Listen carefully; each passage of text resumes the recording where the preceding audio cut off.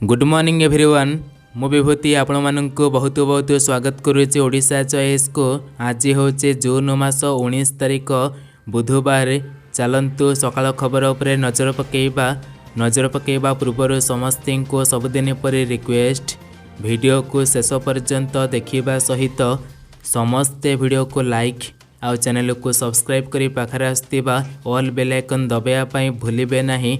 यह सहित आपण मानकर केउं जिला निश्चय भावे कमेंट करेंगे। चलतु खबर उपरे नजर पकेबा। Let's start. होचे विवाह बंधन रे बांधी हेले नवीनकर पुतुरा अरुण पट्टनायक।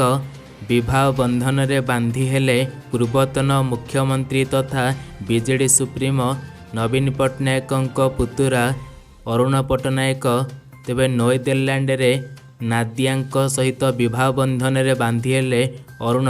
तेबे विवाहर खबर तेबे भौणी गायत्री पट्टनायक पोस्ट करिबा परे विवाह फोटो सोशल मीडिया रे भाइराल होउथिबा सूचना आसी अछि। परवर्ती अपडेट होचे बीजेडी विधायक दल बैठक। आज अश्विनी पात्र कहिले बीजेडी सुप्रीमो नवीन पट्टनायक को विरोधी दल नेता पई दिया जीव प्रस्ताव। आज बसिबो बीजेडी विधायक दल बैठक। तेबे बैठक रे विरोधी दल नेता निर्वाचित हेबे। तेबे बीजेडी सुप्रीमो नवीन पट्टनायक को विरोधी दल नेता पई दायित्व दियाजिब प्रस्ताव। एने अश्विनी पात्र सूचना देइछन्ते। बैठक रे बीजेडी पराजयर कारण मध्य खोजा जीव।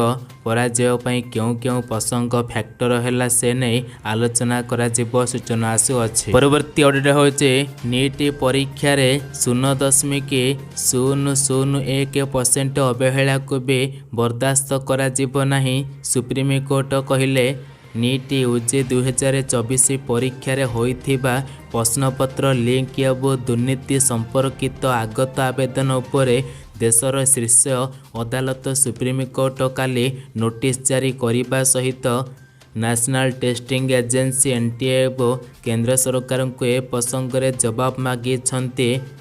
यह सहित यही घटना रे जदि कहार 0.001% अवहेला प्रमाण मिले तेबे ता विरुद्ध रे कठोर कठोर कार्यानुष्ठान ग्रहण करा जीवो एवं नीट परीक्षा रे 0.001% अवहेला को भी बर्दाश्त करा जीवो नाही बोली सुप्रीम कोर्ट कहिसंती। परवर्ती अपडेट होचे बापुचे 𝗕𝗂𝗀𝗀𝗀 मास्क पिंधिबा सहित हाथ धोइबा पे परामर्श। वायुवाहित रोग 𝗕𝗂𝗀𝗀𝗀 को नहीं घारिची चिंता। तेबे 3टी जिल्लार 21 जन रोगी चिन्हट हेबा सहित 5 जनकर मृत्यु घटी सारिलाणी। रायगड़ा कोरापुटुरे कलाहांडी को व्यापी सारिलाणी एही रोग। एने सूचना देइछन्ते जनस्वास्थ्य निर्देशक नीलकंठ मिश्र। तेबे चिन्हट होइथिबा आक्रांतक मध्यरु रायगड़ार 15 जन, कोरापुट बंधुगाँव जड़े और कलाहांडीर 4 जन एवं 5 जन को चिन्हट होइथिबा सूचना आसी अछि। परवर्ती अपडेट होचे विभागीय समीक्षा पर सांबादिक सम्मेलन कले मंत्री रवि नारायण नायक। कहले आउ खटियारे बुहा हेबेनी रोगी 100 दिन हेब 200 ब्रिज प्रति ग्राम को संजोग हेब पिचु रास्ता। आ खटियारे बुहा हेबे नाही रोगी 100 जनसंख्या विशिष्ट गाँ को पिचु रास्तार संजोग करा जिवो बोली मंत्री कहिसंते। गाँ गुड़िकर तालिका प्रस्तुत सरीचे। तेबे पीएमए जोन योजना रे तेबे प्रिमिटिव ट्राइब थिबा गाँ को रास्ता हेब 350 किमी पर्यंत रास्ता निर्माण नहीं टार्गेट करा जायचे। पूर्व सरकार समय रे ब्रिज काम सेहीपरि ओर योजना नुआ रूप रेखा तैयारी होइचे। एबेठारो ब्रिज काम ब्यारेजर निर्माण काम हेब। यह द्वारा चाषी को पानी दिया जीवो। सेहीपरि प्रधानमंत्री ग्राम सड़क योजना एवं मुख्यमंत्री सड़क योजना रे होइथिबा रास्ता पर्यायक्रमे डबल लाइन करा जीवो बोली विभागीय समीक्षा पर सांबादिक सम्मेलन करे मंत्री रवि नारायण नायक कहिसंते। आउ बाहर लोक नुहे लोकल लोकों को मिलिबो आरडी विभागर काम। तेबे अंचलर अनेक डिप्लोमा और इंजीनियरिंग पिलांकु ट्रेनिंग नहीं काम नियोजित कराजिबो बोली मंत्री कहिसंती। परवर्ती अपडेट होचे चिंता बढ़ाइलाणी तेल साबुन दाम रे 2 ରୁ 17% पर्यंत बढ़िला दर। देश में निर्वाचन प्रक्रिया शेष होगा सहित महंगा माड़ होइचे। तेबे तेबे प्रतिटी घरे नीतिदिनिया व्यवहार होउथिबा तेल साबुन आदिर दाम बढ़ी अच्छे, जहाँफल परिवार मासिक खर्च वृद्धि पाइचे। विभिन्न कंपानीर साबुन दाम गत किछि दिन भितर 2 ରୁ 9% पर्यंत वृद्धि पाइथिबा बेले बड़ी सेहीपरि बॉडी वाश दाम मध्य 2 ରୁ 9% बढ़ी। केश तेल मध्य 8 ରୁ 11% बढ़ी। केतक निर्दिष्ट खाद्य सामग्री दाम मध्य 3 ରୁ 17% पर्यंत बढ़ी अच्छे। तेबे प्राय 1 वर्ष व्यवधान पर नीतिदिनिया व्यवहार करा जाउथिबा साबुन तेल आदिर दाम एभली द्रुत गति रे वृद्धि पाउथिबा सूचना आसी अछि। परवर्ती अपडेट होचे ओडिशा चाषींकर अकाउंट को आसिला पीएम किसान टंका। तेबे जानंतु आपणक अकाउंट को आसिला कि नाही। एही उपाय रे शीघ्र जांच करंतु आपणकर बैलेंस आछि कि नाही। तेबे प्रधानमंत्री नरेंद्र मोदी तृतीय थर पर दायित्व ग्रहण करिबा परे जून 18 काली संध्यारे चाषींक अकाउंट को पीएम किसान योजनार 17तम किस्ती टंका पठाइछन्ते। वाराणसी गस्त अवसर रे प्रधानमंत्री एही टंका पठाइछन्ते। देशर प्राय 12 कोटी कृषक एही टंका अपेक्षारे रहिथिले, हेले सेमानंक मध्यरु 3 कोटी कृषकंक अकाउंट को टंका जाई नाही। तेबे आसंतु जानिबा आपणक अकाउंट को टंका आसीची कि नाही, किभली एही योजनार टंका आपण माने लाभ पाई परिबे। पीएम किसान योजनार टंका पाइबा लगी केवाईसी कराई नेबा आवश्यक, हेले प्राय 3 कोटी कृषक एभली अछन्ते जेउ माने एजावर्त किसान सम्मान निधि योजना रे केवाईसी एपर्यंत करि नाहंती। एणु सेमानंक अकाउंट को पीएम किसान योजनार 17तम किस्ती टंका आसीपारि नाही। यह छड़ा एभली कृषक अछन्ते जेउ माने निजर जमीर भेरिफिकेशन मध्य करई नाहंती, सेमानंको मध्य एही टंका मिली पारि नाही। तेबे आपण माने एबे बुझी पारुथिबे जे एपर्यंत अधिक चाषी एपर्यंत केवाईसी करि नाहंती बा मृत्यु होई सारिचंती, चाषी टंका पाई पारु नाहंती। एथिलागि भेरिफिकेशन हेउछे।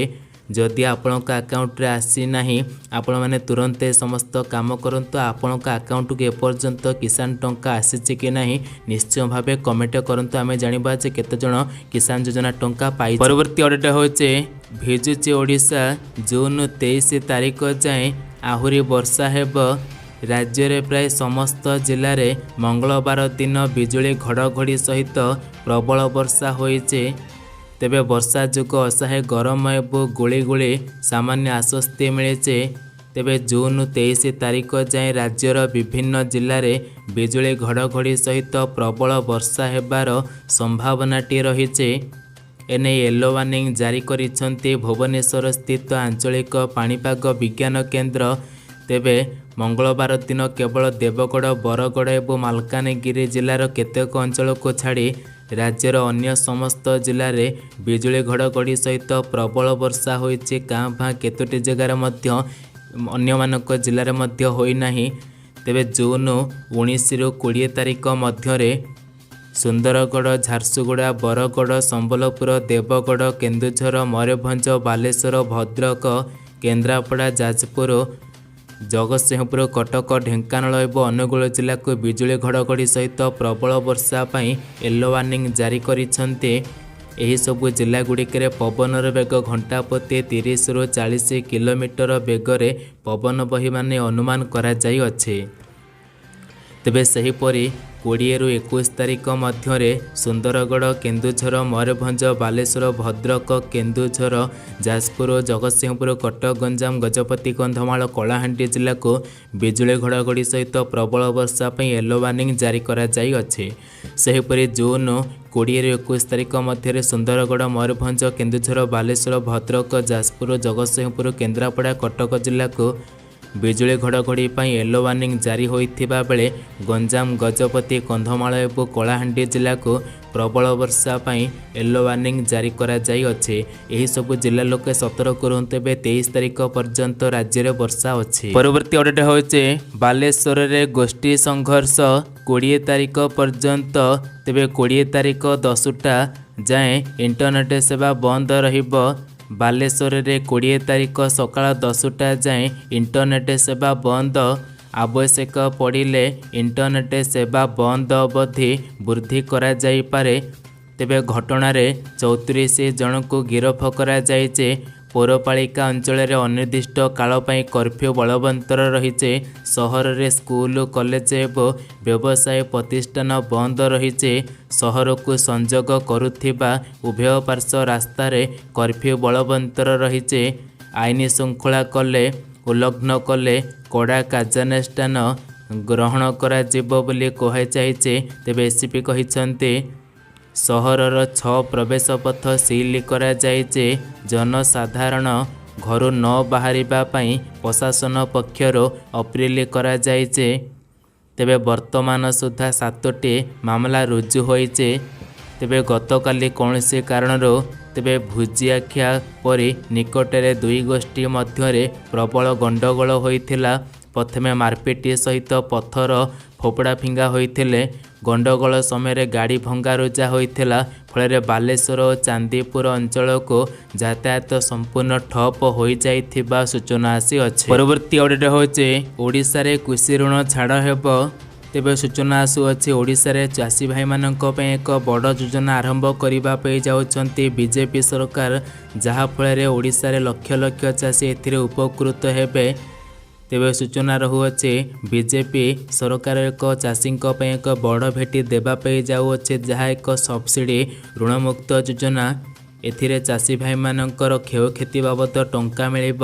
ଓଡ଼ିଶା ଚାଷୀଙ୍କୁ ମିଳିବ। ଏଥିରେ ପନିପରିବା ଚାଷଠୁ ଆରମ୍ଭ କରି ଧାନ ଚାଷ ଏବଂ ଗହମ ମାଣ୍ଡିଆ ପର୍ଯ୍ୟନ୍ତ ସମସ୍ତ ଚାଷୀଙ୍କୁ ଏହି ସହାୟତା ଟଙ୍କା ମିଳିବ। ତେବେ ବିଜେଡ଼ି ସରକାର ଥିବାବେଳେ ଏ ଯୋଜନା ମଧ୍ୟ ଲାଗୁ କରାଯାଇଥିଲା କିଛି ଅଂଶରେ। ଏବେ ଓଡ଼ିଶାରେ ମଧ୍ୟ ପୁରା ଚାଷୀ ଏଥିରେ ଲାଭବାନ ପାଇବେ ବୋଲି ଯାହା ସୂଚନା ଆସୁଅଛି। ଯାହା ପୂର୍ବରୁ 2000ରୁ 15,000 ଟଙ୍କା ଥିଲା, ଏବେ 2000ରୁ ନେଇ 50,000 ଟଙ୍କା ପର୍ଯ୍ୟନ୍ତ ଆପଣଙ୍କୁ ଚାଷର କ୍ଷୟକ୍ଷତି ବାବଦ ଟଙ୍କା ମିଳିବ ବୋଲି ସୂଚନା ରହୁଅଛି। ଏଥିରେ ସବୁ ଚାଷୀଙ୍କୁ କୃଷକ ଭାଇମାନଙ୍କ ପାଇଁ PM କିଷାନ ଯୋଜନାର ଅନ୍ତର୍ଭୁକ୍ତ ଚାଷୀ ଏବଂ କିଷାନ କ୍ରେଡିଟ୍ କାର୍ଡ଼ ଥିବା ଚାଷୀ ଭାଇମାନେ ଏହାର ଲାଭ ପାଇବେ ବୋଲି ସୂଚନା ଆସୁଅଛି। ଚାଷୀଙ୍କୁ ଉପଯୁକ୍ତ ଋଣ ମଧ୍ୟ ମିଳିବା ଲାଗି ସରକାର ଯୋଜନା କରୁଛନ୍ତି। ଏହା ସହିତ ସବସିଡ଼ି ମଧ୍ୟ ବ୍ୟବସ୍ଥା କରାଯାଉଥିବା ସୂଚନା ଆସୁଅଛି, ଯାହାଫଳରେ ଓଡ଼ିଶାର ଲକ୍ଷ ଲକ୍ଷ ଚାଷୀ ଏଣିକି କ୍ଷୟକ୍ଷତି ବାବଦ ଟଙ୍କା ମଧ୍ୟ ପାଇବେ ଓଡ଼ିଶା ଚାଷୀ ସୂଚନା ଆସୁଅଛି। ଇତିମଧ୍ୟରେ ତେଲେଙ୍ଗାନା, ରାଜସ୍ଥାନ, ଛତିଶଗଡ଼ରେ ମଧ୍ୟ ଋଣମୁକ୍ତ କରାଯାଇଅଛି। ବାସ୍ ଏଇ ଥିଲା ଇନଫର୍ମେସନ୍। ଭିଡ଼ିଓଟି